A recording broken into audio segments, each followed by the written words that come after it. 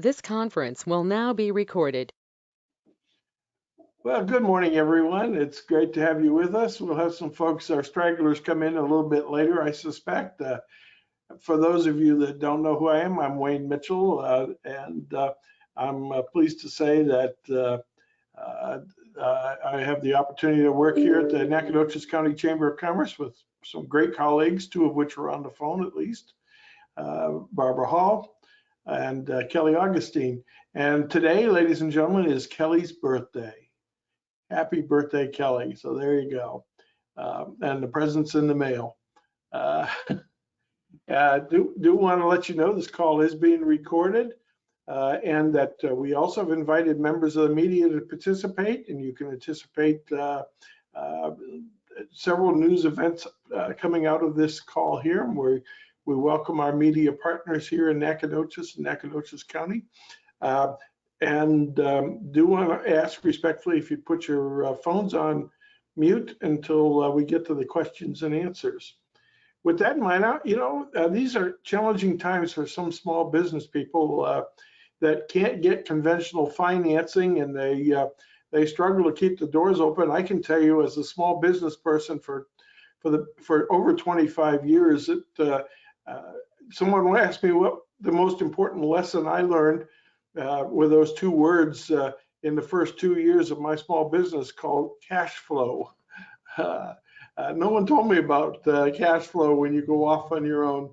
And there are lots of opportunities. Today, we're going to meet a new friend of mine. His name is Christopher Ranniger. He's the small business lender with Community Unlimited, which is a new resource here. He's going to tell about it. Chris is a small business lender for Communities Unlimited, a new nonprofit organization in Nacogdoches. He helps to provide low-cost financing to small businesses who do not meet the usual lending requirements of most financial institutions. He looks forward to helping small businesses owners in Nacogdoches and all over East Texas, and will take advantage of these opportunities. He recently graduated in May of 2022 from Stephen F. Austin State University with his degree in finance. Before that, he was a retail manager with one of our largest members, Walmart, for over 20 years. And he's lived in East Texas since he was 5 and graduated from Alto High School, right up the road from NAC. He currently lives in Lufkin with his and their 2 children, Amelia and Gavin. And in his spare time, he likes to play online video games with his eldest son, Jared, who lives in Shreveport. With that, I'm going to turn it over to Chris. Chris, good morning and welcome aboard. And we hope you'll join us every week. Okay. Well, thank you, Wayne. I appreciate y'all having me here today. So I need to share my screen. I'm going to do a PowerPoint. I'm not sure exactly quite how to do that. Kelly will.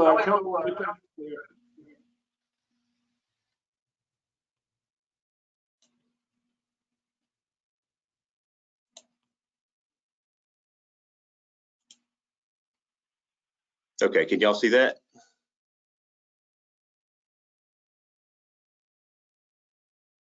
Yes.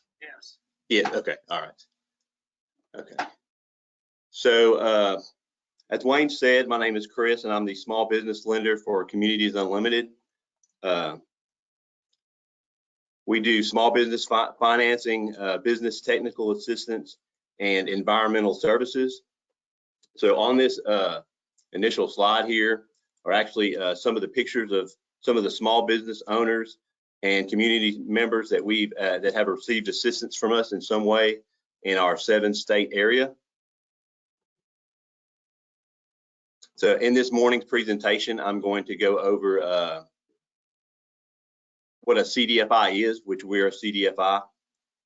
I'll discuss how the Temple Foundation brought in 2 CDFIs to the area to help bring financial resources to the underserved here in East Texas. I'll describe what CU is as an organization and how we are making a difference in the 7 states that we serve. I'll talk about our lending program, our business technical assistance program, and I'll talk in brief about our vast array of environmental services. So Communities Unlimited is a CDFI, which is a Community Development Financial Institution, which is a mouthful, so we usually just say CDFI. We are certified by the U.S. Treasury to expand economic opportunities in low-income communities. Our partner in bringing in all of our capabilities of our CDFI in East Texas is the Tll Temple Foundation. They've been making a difference here in the lives of East Texans since 1962. Their company mission is similar to that of the CDFI fund. They work alongside rural communities to build a thriving East Texas and to alleviate poverty, creating access and opportunity for all. Their foundation makes grants in 6 areas: education, economic opportunity, health, human services, arts and culture, and environment and conservation. They brought us and another CDFI called the People Fund. It's located in Lufkin. They brought us to East Texas to help provide a missing layer of financing for our communities. And I'd just like to thank them for the opportunity to be here in Nacogdoches and to hopefully make a difference. Finally, for CU, we also have a similar mission statement, which is to move rural and under-resourced communities in areas of persistent poverty to sustainable prosperity, or as I like to simplify, we are trying to lift up people in poverty and keep them there. So I know these mission statements and goals are quite similar, but it should just emphasize that we're all working together to do a common good for all the communities in which we operate. So the next slide shows the borders of the 7 states in which we operate. And in red are the counties that are considered to be persistent poverty. To be a persistent poverty county, 20% or more of its population needs to have lived in poverty over the last 30 years. Our service area covers a large portion of those areas here in the United States. So the next slide is the 2021 impact map for Communities Unlimited. It shows all the projects that our organization completed during the calendar year. So each one of these dots represents either a lending, technical assistance, environmental, or other project that we provide. For 2021, there are not a lot of dots in the deep East Texas area, but hopefully we can begin to change that. The lending dots are yellow, so hopefully pretty soon I'll be able to put a lot more yellow dots on this map around East Texas.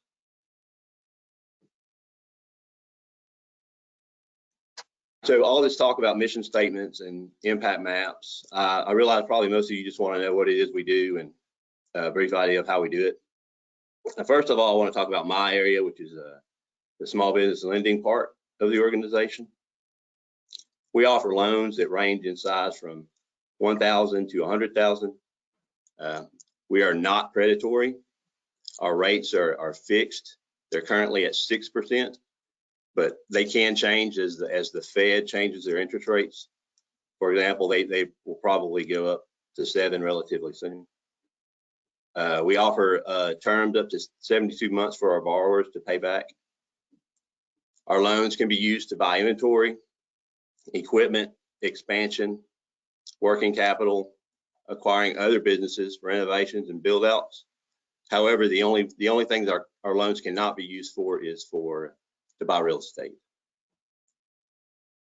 We do not use credit scores as the end-all be-all determining factor in getting a loan. We'll run a credit check to check for bankruptcies, tax liens, defaulted student debt, and just to make sure that the borrower has done a good job lately of paying their bills on time. Because we kind of realize that things like medical debt can really derail a person's borrowing capability.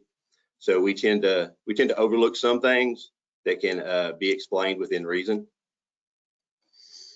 We look at tax returns.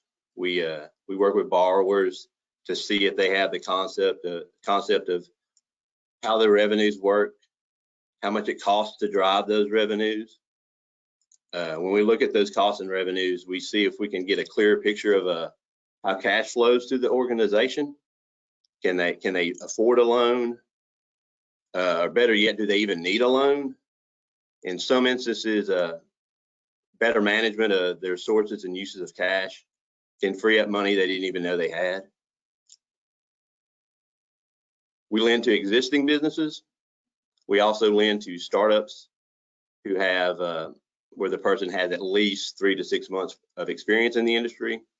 We want to make sure that if we lend money to someone, that they have the basic understanding of the industry they're trying to get into. I just want to clarify that we're not competition for a bank. We actually want to take some of the clients that they might turn away. And we hope to improve their financial situations so that they can actually return to the banks and get a loan from them later. Those are our success stories. We also offer business technical assistance to small business owners, regardless of whether they have a loan with us or not, for free.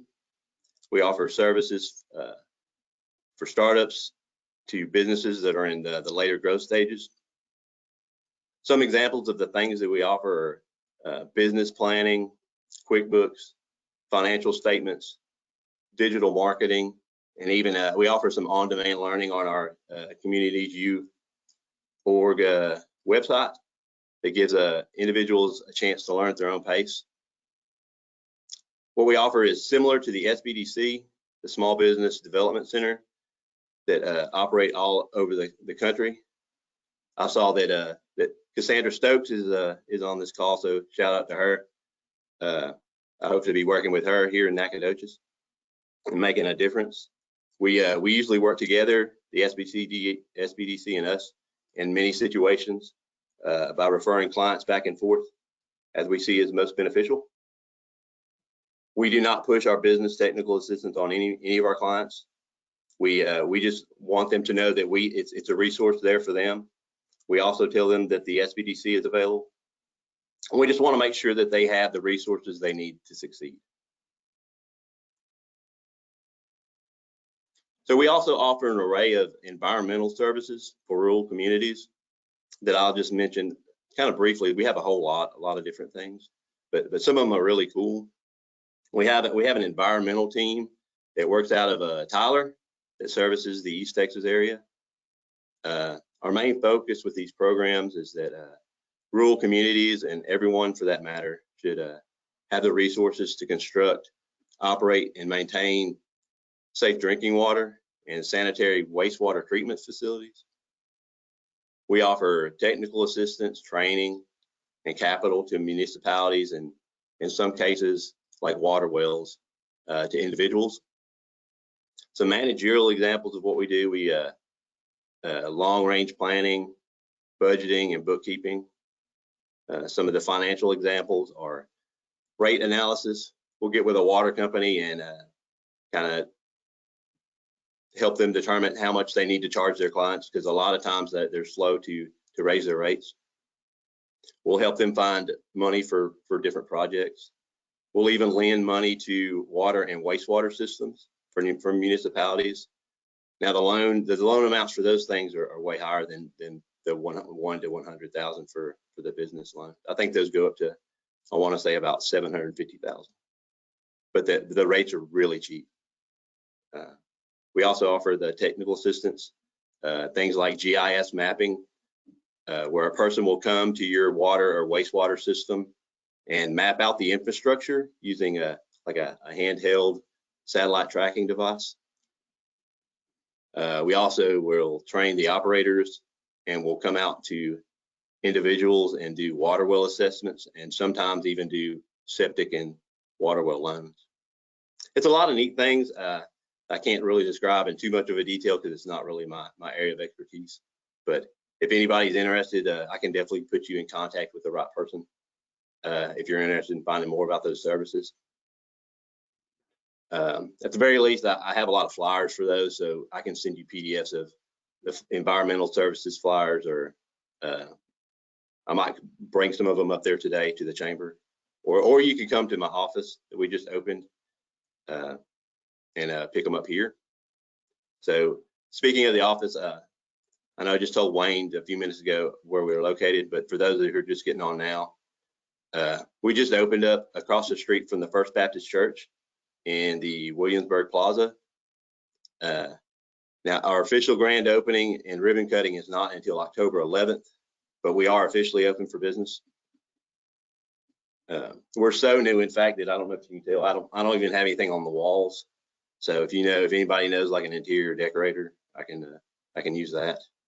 But of course, my company probably won't pay for that. But in all seriousness, though, if any of you know who might fit the mold for our lending program, feel free to reach out or give them my contact information. We're slowly starting to see some applications from the East Texas area trickle in, but I'd like to utilize all of my time to help people here in East Texas because I'm currently helping out with a lot of loans all over the 7-state area. Here's my contact information. Let me know if you want any of the flyers, and I can send them to you, or if you just want to get in contact with me. That's it. That's my presentation, and I just want to thank the chamber again for the opportunity, and I look forward to hopefully making a difference in the lives of people here in East Texas. Thank you. Well, thank you, Chris, and I'm sure you're going to make a difference.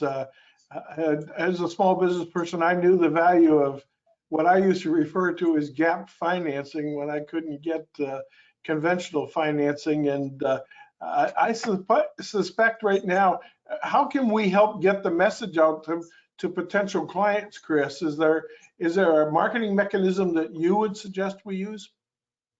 Yeah, that's kind of what I'm wanting to do here, just by spreading the word, by talking to organizations like yours, and hopefully just by word of mouth. I'm not so sure. I don't know quite yet whether we want to use the media or advertise. I'm not quite sure yet, but I've been going everywhere and meeting everybody. Like I went to Rotary last week, and I've met several people in the community, and that's going relatively well. And so, but yeah, feel free if you want to talk about it to anybody. That would be greatly appreciated. Fantastic. Other questions of Chris? Chris, I'm Gary Ashcraft with the United Way.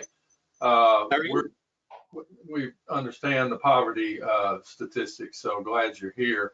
Are you reaching out to rural areas? We might be able to help you to do that with some of the businesses that are in the smaller communities that might need a little help. So yeah, so we've gone to I've made my way all throughout East Texas. I've visited in Pineland, St. Augustine, Jasper. Well, I've made kind of the rounds. I mean, there's several more to go, but I have been all around so far and talked to several people. Yes. I know I worked a little bit with Cushing, and I know there were water treatment issues out there that you might be able to help with. But anyway, we'll get together sometime soon, and if you come back to Rotary, I'll catch you. I'm usually there. So there you go. All okay, right, great. Sounds good. Thank you. And Chris, in those rural areas, in terms of your outreach to them, is there anything we can do to help you get your messaging out? Yes, by just telling everybody about us. I don't know exactly what your capabilities are, but I would, whatever they are, sure, I'd like to take advantage of them. Absolutely. And what's your relationship with the conventional banks? Well, what do you mean? Well, I mean, obviously, I've known small business women and men that applied for a loan with the conventional bank and didn't quite meet the benchmarks for funding there. Do the banks reference your organization, or will they? Yes. So I've gone and talked to several people in the banking industry. The mayor, I've even talked to. I went and met Juan Gonzalez, who's I think part of the chamber there. Well, I went to his bank the other day, and we had a really good discussion about how we can help, because his bank reaches the community that we're kind of looking for. But yes, I've met with many bankers, and all of them are really interested, because many people in my organization are former bankers, and the reason that they went and got this job was they have the ability now to help the people that they were not usually able to help when they were bankers because of all the risk management factors that are in the banking industry. We're allowed to take on, just a little bit more risk. We try not to make dumb loans, but we do try to help. We do underwrite and make sure that the clients are capable of paying it back. That's great. Any other questions of Chris? Hi, I'm Erin Wyndham with Nacogdoches ISD. I met Inez Polonius from your organization at a conference in the School of Social Work. She had mentioned youth programs, and I don't know if it was in relation to what your office is doing. I mean, I realize that's not going to be a loan making, but entrepreneurship and I guess pre-adult development of small business. So I don't know, but if you are interested in reaching students, I would love to connect you in a couple of different ways, and you'll be hearing from me, but I was just wondering if you had youth programs at all. Yeah, so Inez is our brilliant CEO. She knows pretty much everything there is about helping rural communities. I know she gave a conference at SFA maybe about a month ago, and I read just about the topics she was discussing, and it was way over my head. So I really don't know anything about the youth program she mentioned, but I'll be more than happy to ask for her. And if you ask me about, I'll get in contact with her, and I'll find out more information about that for you for sure. Great, thank you. Well, Chris, thank you very much. We wish you and Community Unlimited continued success, and we look forward to partnering with you. It seems like you've got many opportunities on this call here that are going to loop back with you. So hopefully this will be beneficial, and I would encourage you to join us every other week on these calls. You'll get an opportunity to hear what's going on and share what's going on. So there you go. Thank you, okay. Chris. Well, thanks again for having me, and it was nice to meet all of you. And I invite you to stay on the call. We're going to go through our community partner reports now. And sadly, City Manager Mario couldn't join us this morning, so he gave me an email. He's not feeling well, and we'll wish him a speedy recovery here. I'm pleased to let me see. Have we got somebody from SFA to do an update? If not, go ahead. I'm trying to get my camera and everything to work this morning, Wayne. I'm so sorry. Boy, Misty, it worked so well this morning. Oh, I know. I got excited, I guess. So I'm Misty Wilburn. I work in the University Marketing and Communications for SFA, and I actually don't have much of an update today. We've got 2 weeks before the students start coming back. They start moving back in on the 19th. So we are excited to have them in. Student athletes are back on campus. So be watching out in the community, especially for traffic flow and things like that when the students start moving back to town. Well, that's fantastic. We always look forward to seeing all of these the streets filled and our many lodging facilities filled as a result. That's great news. So, and you'll be pleased to know, Misty, that our featured speaker at Eggs and Issues at the tail end of this month, I believe on the 26th, is going to be Dr. Steve Westbrook. I heard something about that. So he's going to give us a university update. So it's very timely, and we hope you'll all join us for that. So, any questions of Misty? If not, I'm pleased to welcome Mark Duran, the Executive Director of Workforce Solutions in Deep East Texas. Good morning, Mark.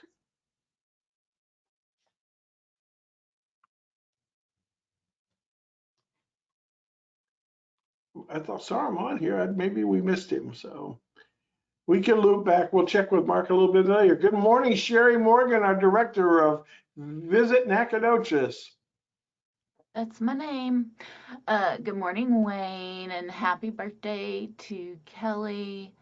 On people's birthdays, it's customary to shower them with gifts, and so it seems a little odd on Kelly's birthday that she's the one that gifts us all just by her presence and her contributions. And I feel so blessed to know her and call her friend. So I hope you have the most wonderful day ever today. I've been getting a lot of questions about the impact of inflation, how that is impacting travel and tourism. And I can tell you that this has been the busiest summer that I've experienced in my 5 years here. That being said, it is not these visitors that are coming through on day trips, or they're staying in RVs, which we don't see any financial impact from. And very few of these visitors are converting over into hotel stays, which, for those that are unaware, the CVB is fully funded by 72.5% of the remitted hotel occupancy tax. And we use that money for marketing to bring in more people to stay in our hotels to generate more money. So we really are always looking to convert, but of course we welcome anybody for whatever amount of time they bless us with spending. But I did want to share with you sort of what the national focus on travel and tourism is right now. We've got lower expectations heading into fall. More than halfway through the summer season, pent-up demand for travel has not waned at all. So people are still wanting to travel.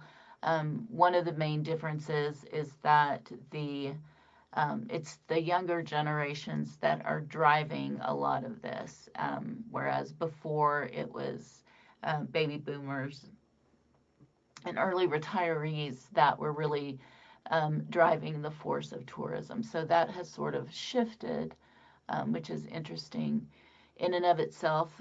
As we look into the fall, demand appears to be strong in the United States. Still, headwinds that could derail continued growth of all segments: leisure tourism, business travel, international tourism continue to loom. The U.S. economy contracted for the second straight quarter, and according to the July Bloomberg survey of economists, the odds of a recession within the next year are ever increasing. Chances now stand at 47.5%, which is up from 30% in June and 20% in March. So you might be asking, what's causing the chance of a recession to increase, and what will it mean for the travel industry? First up is inflation and consumer sentiment. All eyes have been on inflation recently. Groceries have gone up in price exponentially. Obviously, the price of gas, even though it's dipped back down a little bit, is still higher than what we were paying last year. As of the latest June data, we hit a new 40-year high with overall inflation up 9.1% year over year, and gasoline prices increased 11% in just 1 month. Inflation continues to erode at consumer confidence in our economy and consumer sentiment. In fact, the latest sentiment reading was the second lowest recorded in the 70-year history. And consumer confidence has declined in July. Consumers are spending much more on gasoline and other essentials such as healthcare, housing, and utilities, while pulling back on any discretionary spending categories such as clothing. And then add to that American consumers' savings are slowly dwindling while their debt is increasing, and consumer spending continues to shift away from goods. But still, consumer spending on services remains strong, particularly travel spending. Strong wage growth has helped offset some inflation, and in some good news, peak inflation may finally be in the rearview mirror. We're already seeing gasoline prices decline. Crude oil prices are down 15% since peaking on June the 8th. Even on the business side, the economic slowdown is not only impacting the consumer, but with increased costs, labor shortages, corporate profitability, availability of goods, all of that has begun to decline. Though this has resulted in more conservative business practices across the board. Small business owners' expectations of improving business conditions hit a new record low in June. Executives' uncertainty about how to manage their businesses, coupled with record low consumer expectations, could tip the U.S. toward a recession if companies start trimming investments and laying off workers. So with the global pandemic, the war in the Ukraine, global supply chain challenges, and shortages resulting in record high inflation, along with the strongest dollar in over 20 years, has really wreaked havoc on U.S. and global economies. Continued uncertainty and volatile markets have resulted in many American organizations tightening their spending and downgrading their financial conditions, preventing recovery and continued growth. And these factors also make international travel into the U.S. far more expensive. And so we're seeing with COVID, like Easter Islands has been closed to tourism since 2020, and they're just now opening back up to tourism. And so those are places where people are choosing to go because they can get more bang for their buck.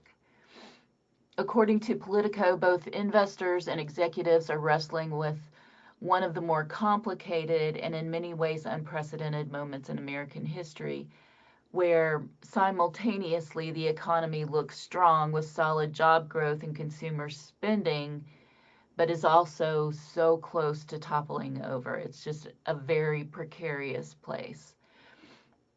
Geopolitical tension, high inflation, waning consumer confidence, the uncertainty about how high rates have to go, and the never-before-seen quantitative tightening and their effects on global liquidity, combined with the war in Ukraine and its harmful effect on global energy and food prices, are very likely to have negative consequences on the global economy sometime down the road. So what does all this mean for travel? Leisure travel, despite inflation and some pullback on consumer spending, demand for leisure travel continues to grow. 92% of American travelers currently have plans to travel in the next 6 months. International travel, inbound recovery is being hit by the double whammy of a strong dollar and high inflation, making the U.S. an expensive destination. And then for business travel, based on a recent survey of corporate executives and business travelers, while there is a positive horizon or lookout for business travel in the third quarter, there are headwinds on the horizon and expectation of companies spending less on business travel in the near term. During the pandemic, businesses found a way around business travel. And so calls such as we're on right now, or Zoom meetings, things of that nature, have become very commonplace and solves a lot of that superficial level of business travel. But so we can look for more of that decline in business travel, which for us here in Nacogdoches is pretty hefty. We do, especially the hotel properties that are along 59, they see a great deal of the business traveler due solely to our location. So that's a big loss for us if we were to lose business travel. The big question is, what happens to travel if the economy cools to the point of a recession?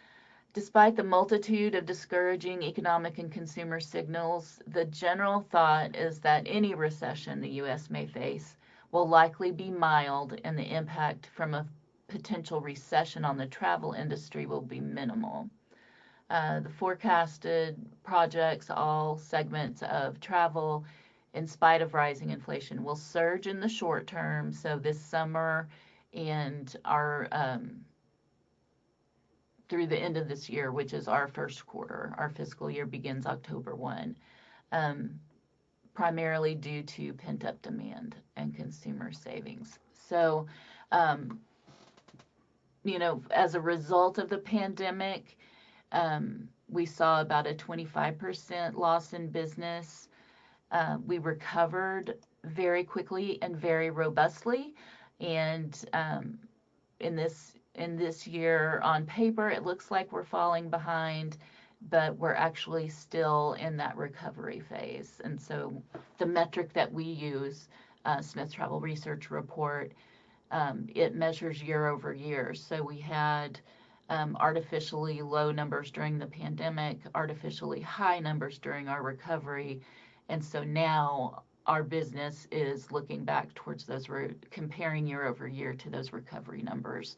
And so on paper, it says that we're down 6%, but our sales tax has been very, very healthy and strong. And we know that that is in part due to our day traffic that comes through here. So that's a lot of stuff for your gee whiz bag. And other than that, we're still on that into summer lull here, but we are preparing for the next fiscal year and some special projects that we are looking at incorporating into Visit Nacogdoches, getting ready to say goodbye to our 5 hospitality interns that have been just so fantastic. I cannot recommend enough getting interns from SFA. Just quality graduates. So yeah, I want to thank everybody that's on the call for all that you do in ways big and small to make Nacogdoches a great place to visit. Thank you, Sherry. Any questions of Sherry? Well, thank you, Sherry, for that really thorough update. It's a mixed bag based on what you're saying, and hopefully the hospitality industry will continue to prosper on our behalf. Thank you, Sherry, very much. Appreciate that. I see Mark Duran back on the call. Mark, are you available to give us a report?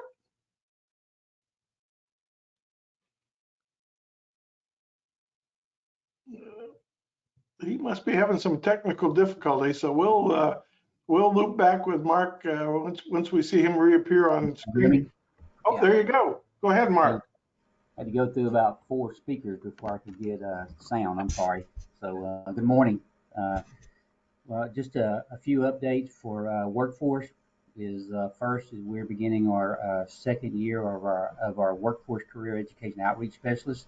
That's where we partner with our local ISDs. We go in, provide workshops, information about demand occupations, provide career technology information to those students, and we target those students that are 6th through 12th grade with a primary target of 8th through 10th.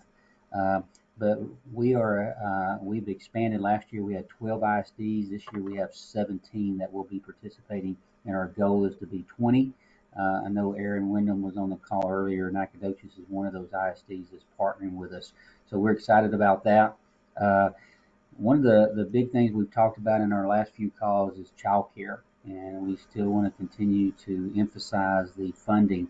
On a call this morning with the Texas Workforce Commission, over $1 billion for childcare in the state of Texas, due to it being one of the biggest barriers, and as we get our job seekers back to employment.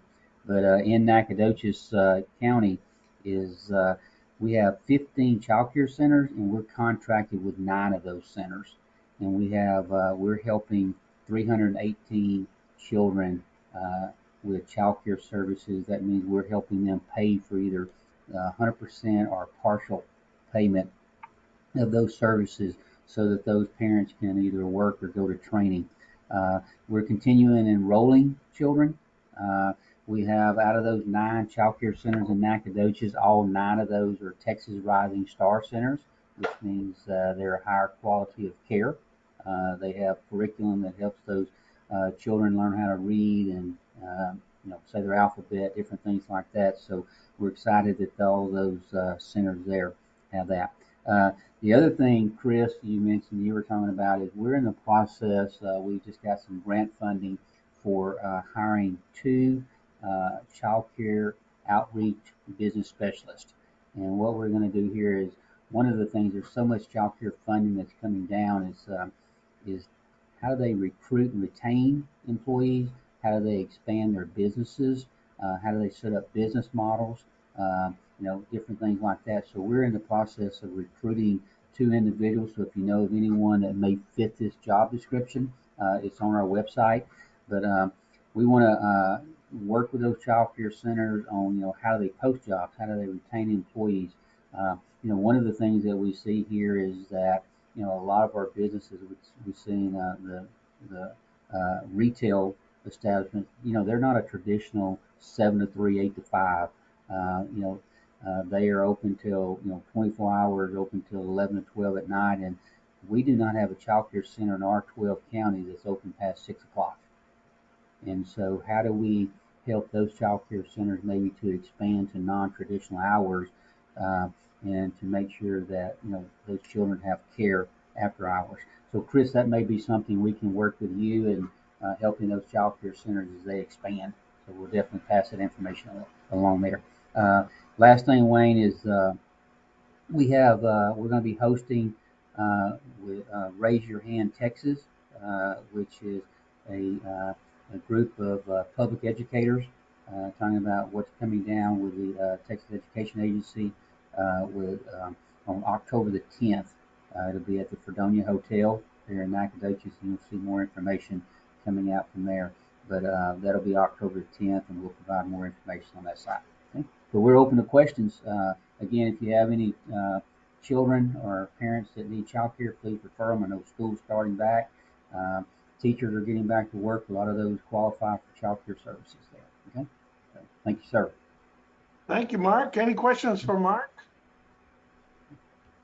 Hey, Mark, I do want you to know that, as recently, first of all, I want to thank you for the great work that Workforce Development is doing.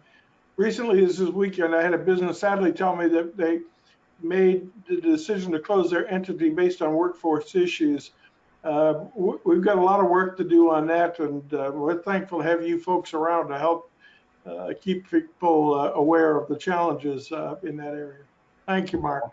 Well, Wayne, if you'll shoot me an email with that company's name and contact person, that way we can reach out to them and see if we can help those workers find other employment. Yeah, just let me check to make sure that they want me to share that information, Mark, but I'll certainly do it if they authorize me. Hey, Yes, listen, sir. Thank you very much, Mark. Appreciate it, buddy. Thank you. Thank you. I'm pleased to welcome with us Casey Foster from NEDCO. Good morning, Casey. What's going on with NEDCO? Good morning. We have a lot going on here. Thank you all for having me on the call this morning on behalf of Larissa and NEDCO, of course. So this Thursday, we have our final of our business development summer series with the chamber. So I'm sure Kelly will speak a little bit more on that. I'm really excited. Also, we just sent out our wage and benefit study for the year. I'm sure quite a few of you got it, or your HR friends got it.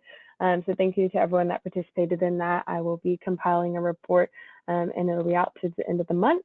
But other than that, we are just trucking along here. Thank you, Casey. You got a meeting on Thursday of the NEDCO board that we wish you folks could do. Any questions of Casey? Nope. Well, thank you. Appreciate it, Casey, and welcome aboard. So I'm pleased to welcome with this morning the president and CEO of the Nacogdoches Area United Way, Gary Lee Ashcraft. Here I am. I've just been waiting with something arms. Couldn't wait. Hey, we've got our campaign kickoff this year at Bonita Creek. That's a fun event. If you like events to be fun, it starts at 5:30 and ends at 7:30 or later if you want it to. we can arrange for that. We're going to be approaching the campaign a little differently this year, a little different narrative. We're mindful of the fact that I think Sherry was reporting on some of the woes of the economy. We're mindful of the fact that folks are maybe a little tighter right now and struggling. So be looking for a real different narrative, a real different approach to how we conduct this fundraising annual campaign, fundraising campaign. The theme is going to be there. That comes from a celebration of life that I was at one time, and the gentleman that we were celebrating was a wonderful pastor, and the words about him was he was always there when people needed him, even if they didn't know him. And it really resonated with me, and I spoke with Kenny Rena, our campaign chair, about it, and she picked up on it. And so our deal is that we want to communicate that the United Way, and we truly are, through our agencies, through our volunteers, through our personal efforts, are there for people in need. There's been a little talk about this area on this call with poverty statistics and rates and things like that. We see that on the ground, and we see folks who are not as fortunate as we are. And some of them don't know that we exist. I found a hospital the other day I was in a meeting with. Their folks were trying to figure out how to do more for seniors. I'm not one. That really had issues trying to pay for their pharmaceuticals, their meds. And they did not know about Community RX. I brought that up in the meeting. And this next week or so, they'll be meeting with Community RX and doing a collaboration to see what we can do to help in those areas like that. I can assure you that the 20 funded agencies and other agencies that we partner with, like GetCap, I'd like to see them on this call. We are doing well in terms of funding, but it's tighter. And we want to do everything we can to help folks. This isn't a speech, but it is.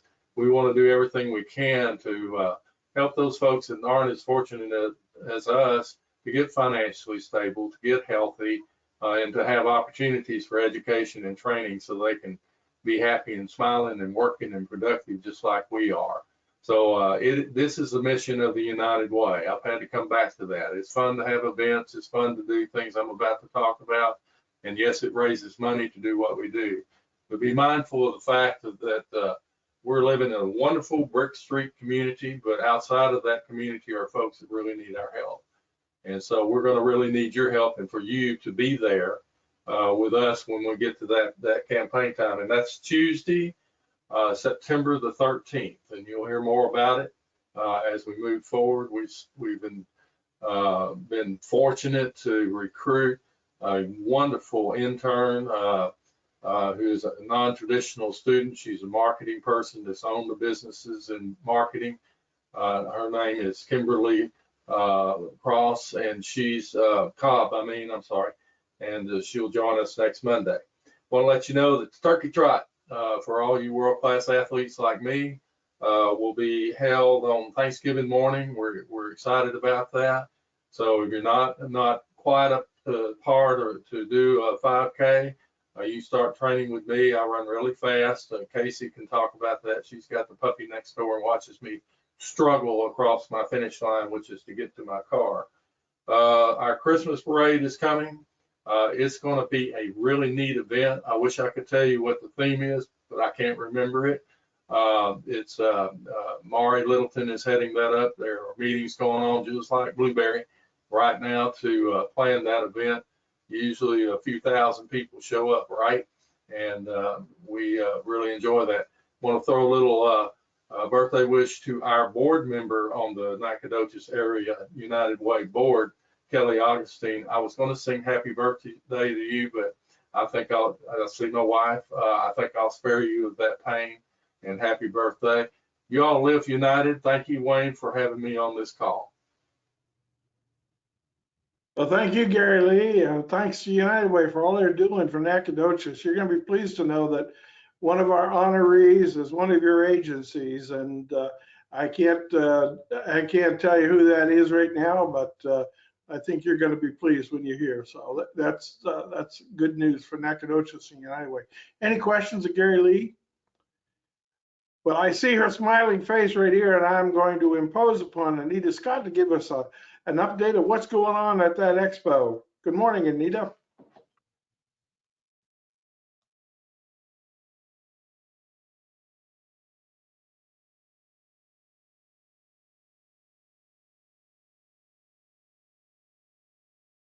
I think we got a sound problem, Anita.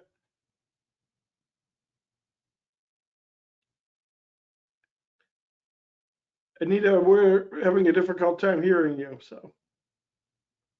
While we straighten that out, why don't we move ahead to the NISD? We have both Les Linebarger and Aaron Wyndham on the line.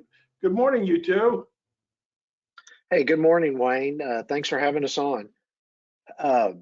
All our teachers and staff are back on campus and preparing for the upcoming school year. Lots taking place at all of our schools, and I'm looking at everyone who's on here. I don't think I'm going to alarm anyone. There's no students, but the first day for class is Monday, August 22nd, so it is almost upon us.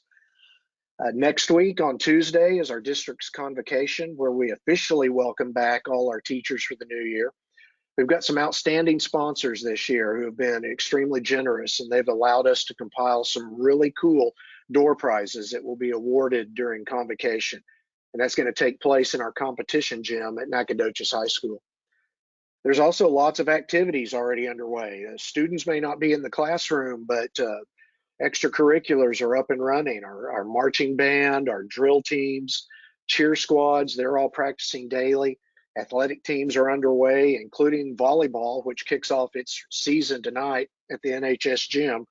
And of course, our football team is now on the practice field, and they're preparing for their season opener, which is August 26th at Dragon Stadium.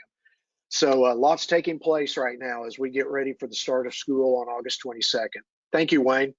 Thank you, Les. Aaron, anything to add?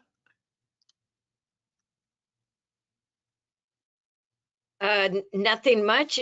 He said it all for the school district side. I'll just send our education foundation is kicking off its fundraising campaign and will be open for a community kickoff at the September 16th blackout game. So everybody join us at Dragon Stadium for that celebration and kickoff for the Education Foundation, which will be raising funds to award grants to teachers to do innovative things in the classroom.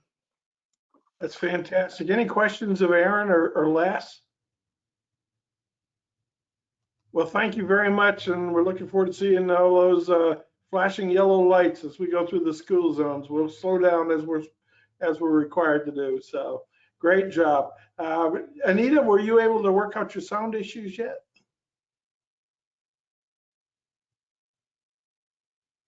I'm so sorry, but we're going to get you sooner or later, Anita. You know, I think you're faking this, to be honest with you. I think it really works. You're just pantomiming just so you don't have to give a report. I know the deal.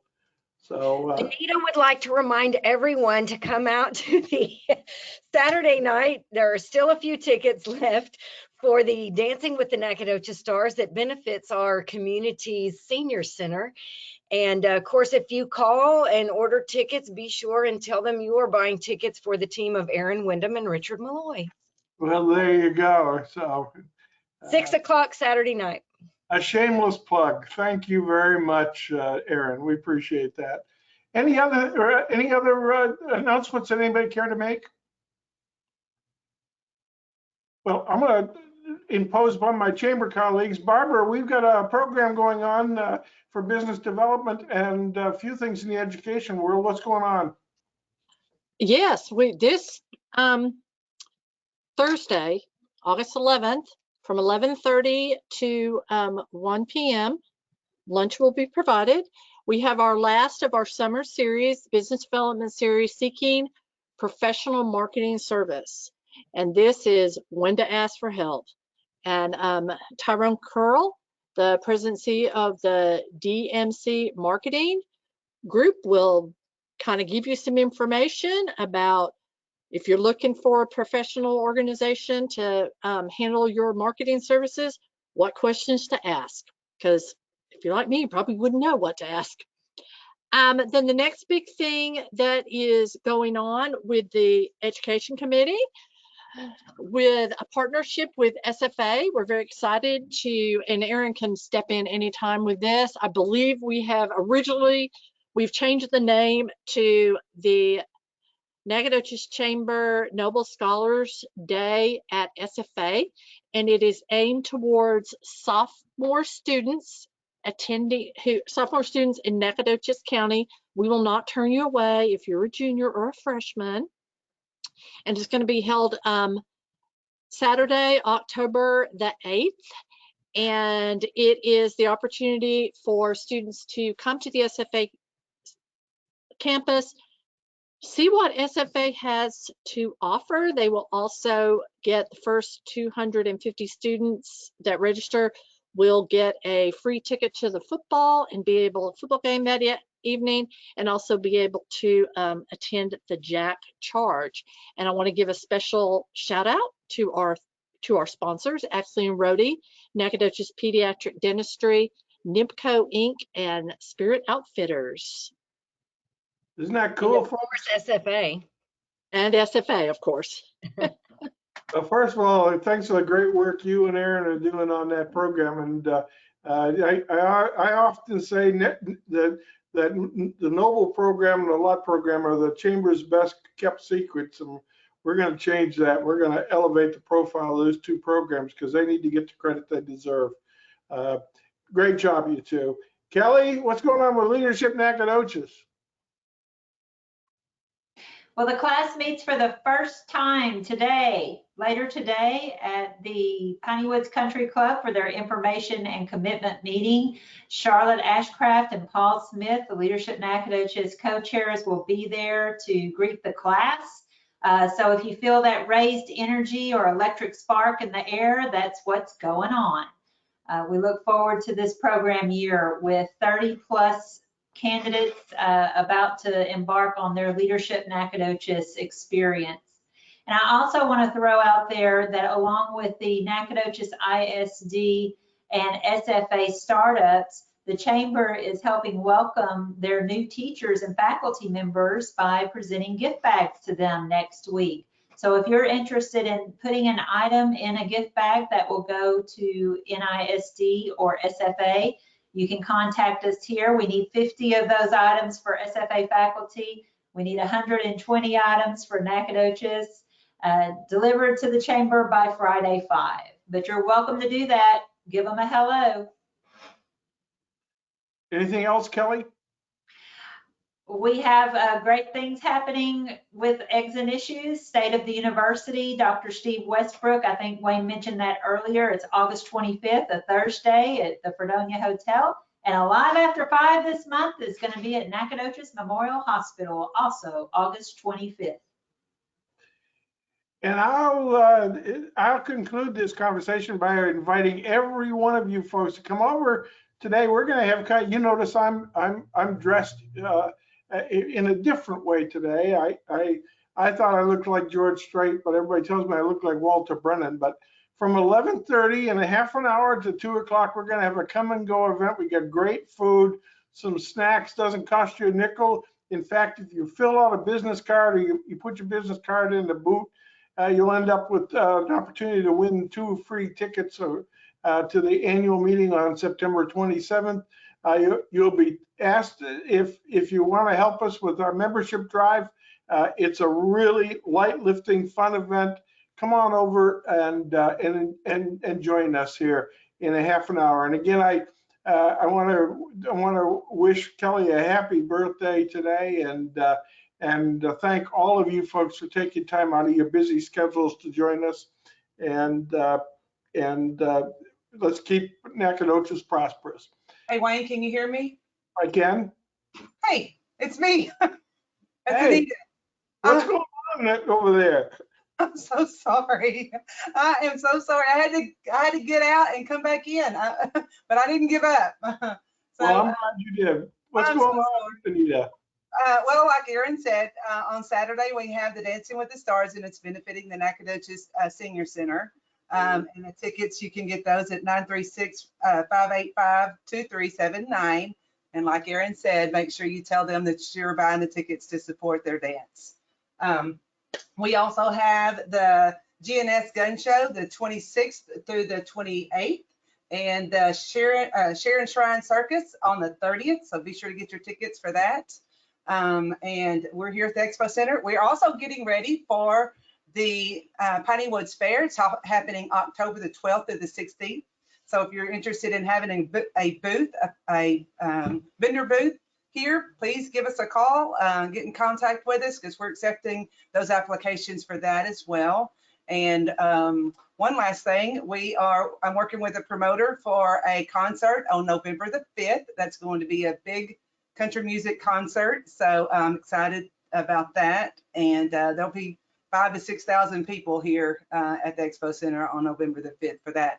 Not ready to yet to give out who that artist will be, but it'll be big, and we're excited about that. So I'm here at the Expo Center Monday through Friday from 8 to 5. The number out here is 936-564-0849. Give us a call. We'd love to host your next event. That's all I have, Wayne. Well, first of all, thanks for your diligence in trying to get back online, and we really appreciate that. Thank y'all for your patience. And great. Listen, come over, have fun today, enjoy meet and greet folks, make some new friends. The Chamber's event from 11:30 to 2 today. Have a great day, everybody. Thank you, Christopher, for joining us today, and we'll look forward to seeing you on a regular basis, my friend. Thank you, everybody. Yeehaw!